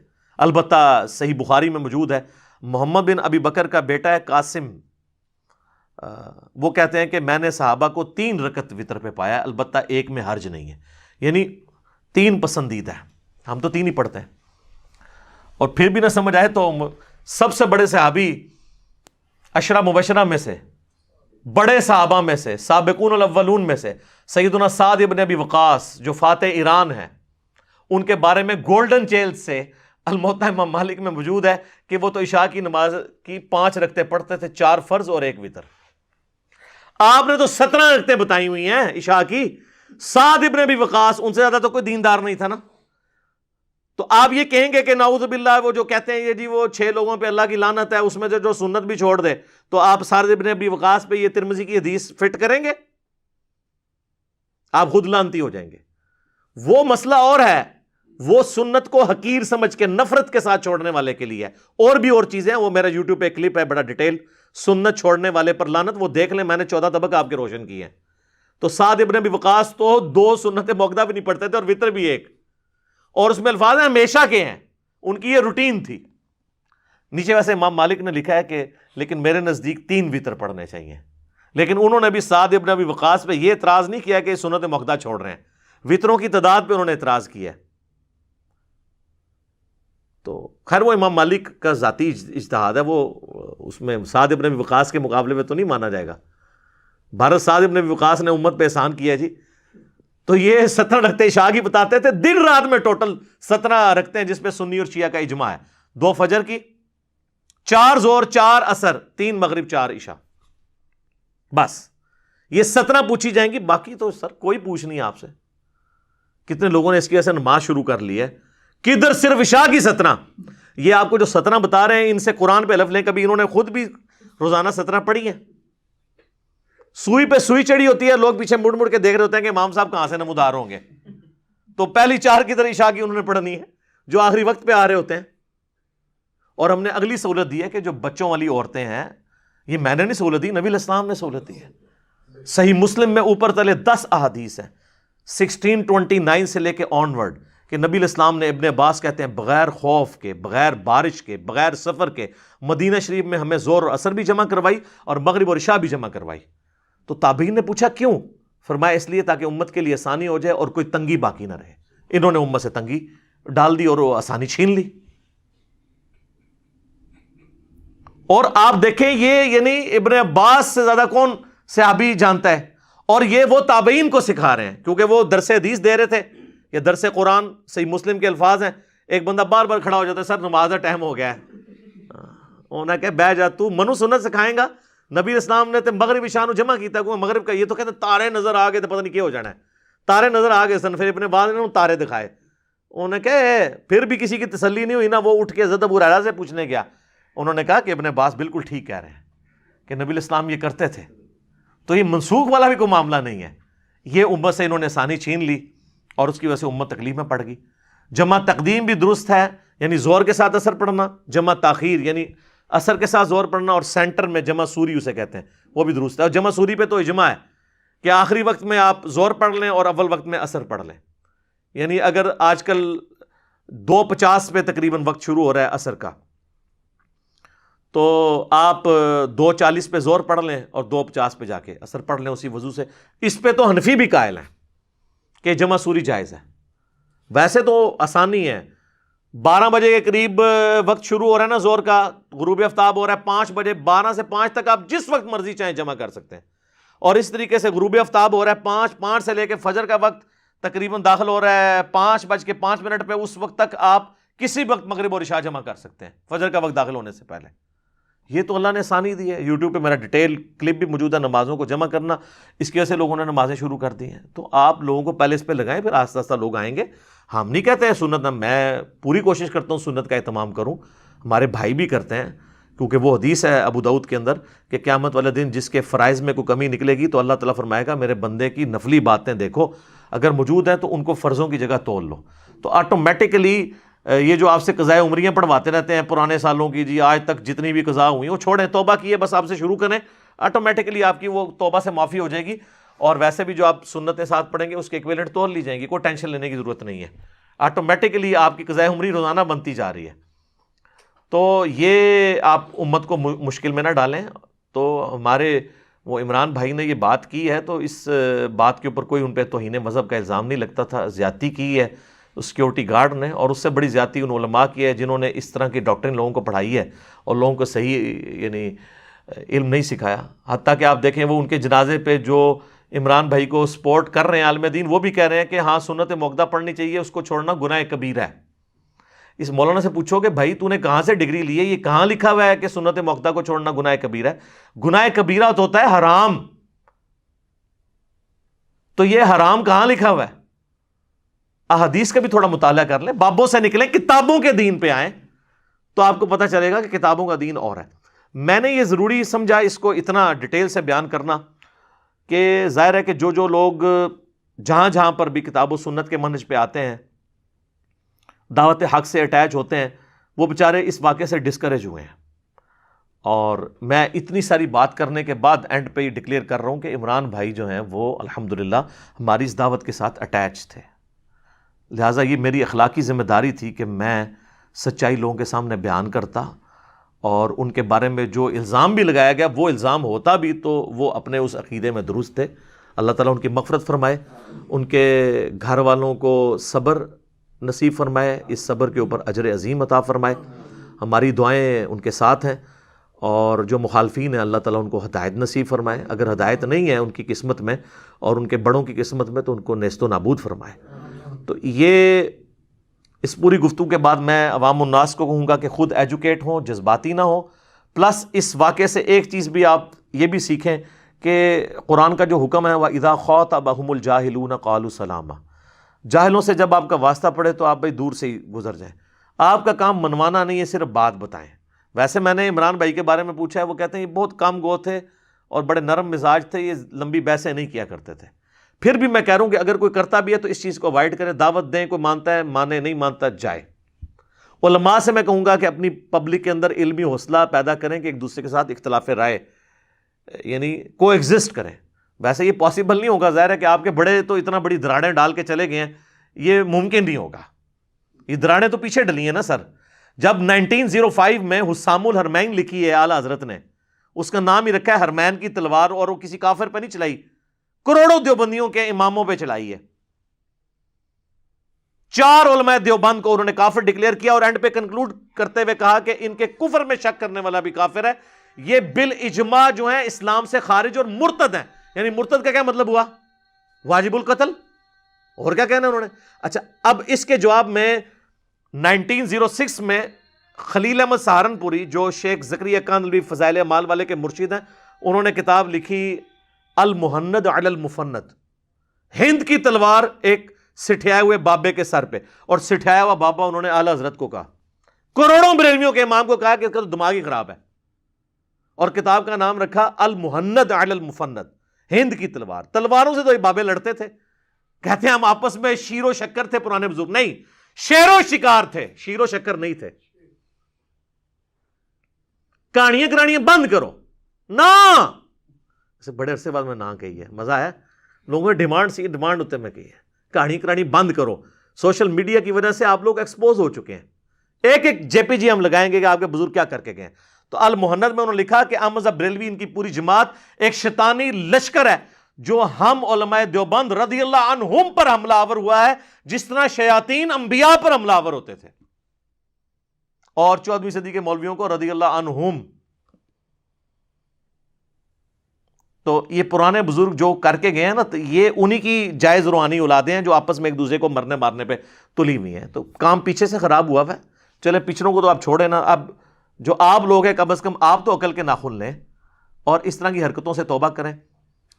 اور یہ تو میں نے عوام اور علماء سے ایڈریس کیا، اب میں حکومتی اداروں سے، ریاستی اداروں سے، گورنمنٹ سے، جوڈیشری سے ریکویسٹ کروں گا کہ خدا کے لیے آپ لوگ جو ہے اس طرح کے ایشوز کو فوراً ٹیک اپ کر کے نا عبرت کا نشانہ بنایا کریں مجرمین کو، تاکہ بعد میں کسی کو جرت نہ ہو۔ ورنہ انٹرنیشنل لیول کے اوپر آپ کے اوپر اور ہمارے اوپر، ہماری نسلوں کے اوپر FATF کی تلوار لٹک رہی ہے۔ میں نے پشاور انسیڈنٹ جو جوڈیشری میں ہوا تھا اس پہ بھی میں نے کاؤنٹر نیریٹو دیا تھا، یہاں پر بھی میں کہہ رہا ہوں خدا کے لیے آپ لوگ ہوش کے ناخن لیں اور اس طرح کے ایشوز کو ریزالو کریں۔ اس میں نے کئی ایک پوائنٹس بتائے تھے جو میں آج ریپیٹ کر کے نا ٹاپک کو لمبا نہیں کرنا چاہتا، جس کو شوق ہے یوٹیوب پہ جا کے لکھے نا پشاور جوڈیشری مرڈر یا انسیڈنٹ، اس کے اوپر وہ جو پچھلے دنوں واقعہ ہوا تھا ایک بچے نے۔ اب ظاہر ہے میں تو یہ ترس ہی کھاتا ہوں ان بچوں کو، ظاہر ہے کہ ان کے بڑے یعنی کہتے ہیں نا کہ قانون کو ہاتھ میں لو، دیکھ لیں کوئی بڑا کبھی خود قانون ہاتھ میں نہیں لیتا، نہ کسی بڑے کے بیٹا کوئی غازی بنتا ہے، یہ عام لوگوں کو غازی بنواتے ہیں، نہ خود غازی بنتے ہیں نہ ان کی اولادیں غازی بنتی ہیں۔ آج وہ بچہ جیل میں ہے نا، اس وقت تو اس کے ہاتھ پاؤں چوم رہے تھے جس طرح اس کے چوم رہے ہیں، آج بچہ اس کی ہوئی ہے کوئی ضمانت؟ نہ اس کی ہونی ہے، یہ جیل میں سڑتا رہے گا، اور یہ لوگ بینیفیشری ہوں گے، اس کے نام کے اوپر چندے اکٹھے کریں گے، اپنے مدرسے بنائیں گے، اور اگر مر گیا تو مزار بنا کے وہاں پہ مجاور بن کے بیٹھ جائیں گے۔ ان کی تو یعنی ایک نسلوں کی روزی روٹی کھل گئی نا اس کے ذریعے۔ تو یہ پورے کا پورا دھندا جو ہے نا وہ اس کے اوپر چل رہا ہے۔ میں نے کوشش کی ہے کہ پازیٹیو طریقے سے صحیح بات امت تک پہنچاؤں، اور کافی ساری باتیں جو ڈرتے ہوئے علماء بیان نہیں کرتے، میں نے ان کیمرہ نہیں آن کیمرہ بیان کر دی ہیں، آن ایئر کر دی ہیں، تاکہ کئی لوگوں کی رہنمائی کا سبب بن جائیں گی۔ باقی میں اپنے والے سے کلیئر کر دوں کہ میں مسلمانوں کے جتنے مکاتب فکر ہیں، خواہ بریلوی ہوں، دیوبندی ہوں، اہل حدیث ہوں، اہل تشیع، تمام کو کلمہ گو اہل قبلہ اپنا مسلمان بھائی سمجھتا ہوں، سوائے 2 فرقوں کے، اور وہ فرقہ بھی میں اس لیے کہہ رہا ہوں کہ وہ آپ سے ٹوٹ کے الگ ہوئے ہیں۔ اہل سنت میں سے ایک فرقہ نکلا تھا قادیانی. قادیانی شیعہ میں سے نہیں نکلے ہوئے، لیکن انہوں نے بہت بڑا اختلاف کیا تو وہ اسلام سے خارج ہوئے، ہم ان کو کافر سمجھتے ہیں. اور ایک اہل تشیع میں سے فرقہ نکلا ہے نصیریہ، جو شام میں پایا جاتا ہے، جو مولا علی علیہ السلام کے لیے الوہیت کلیم کرتے ہیں، انہیں گاڈ کہتے ہیں، نعوذ باللہ. یہ دو فرقے ہیں جن کو میں کافر کہتا ہوں. باقی جتنے بھی اہل سنت کے آف شوٹس بھی ہیں، حنفی، شافعی، مالکی، حنبلی، بریلوی، دیوبندی، اہل حدیث، اور شیعہ میں بھی اثنا عشری ہوں، زیدیہ ہوں، اسماعیلیہ ہوں، میں کسی کی تکفیر نہیں کرتا، ان کو مسلمان سمجھتا ہوں. تو میں نے اپنے حوالے سے اس اعتبار سے ضروری سمجھا کہ کلیئر کر دوں. باقی انشاءاللہ یہ ویڈیو جب یوٹیوب پہ چڑھے گی تو ہمیں امید ہے کہ نوجوان نسل لاجکس کے اوپر چلتی ہے، وہ انشاءاللہ اس دعوت کو سن کے اپنی اصلاح کرے گی، اور ان کو پتہ چل جائے گا کہ ایکسز آف ایول اصل میں کون سا طبقہ ہے جو کہ اس طرح کے لوگوں کو پروڈیوس کر رہا ہے، اور پھر ان کے شر سے وہ بچیں گے، یا ایٹ لیسٹ ان کی اصلاح کی کوشش کریں گے. اللہ تعالیٰ سے دعا ہے جو حق بات میں نے کہی اللہ تعالیٰ ہمارے دلوں میں راسخ فرمائے. ابھی چونکہ اذانیں شروع ہو چکی ہیں اس لیے میں اب اس کو اسی جگہ پہ کنکلوڈ کرتا ہوں. اگر جذبات میں میرے منہ سے کوئی غلط بات نکل گئی تو اللہ تعالیٰ ہمارے دلوں سے محو کر دے، ہمیں معاف بھی فرما دے، ہمیں کتاب و سنت کی تعلیمات پر عمل کر کے دوسرے بھائیوں تک پہنچانے کی توفیق عطا فرمائے. سبحانک اللہم و بحمدک، اشہد ان لا الہ الا انت، استغفرک و اتوب الیک، وما علینا الا البلاغ المبین. جزاکم اللہ خیرا.